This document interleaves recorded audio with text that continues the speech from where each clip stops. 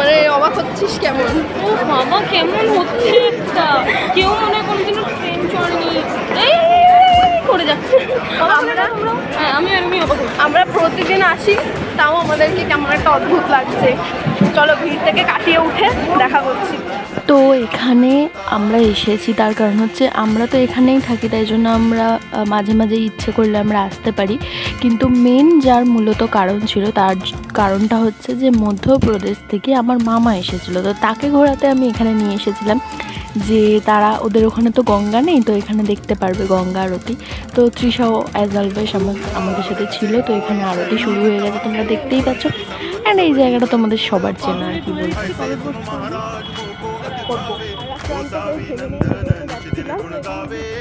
আমরা জগন্নাথ দেবের খিচুড়ি প্রসাদটা সবাইকে ডেকে দিয়েছে আমাদের।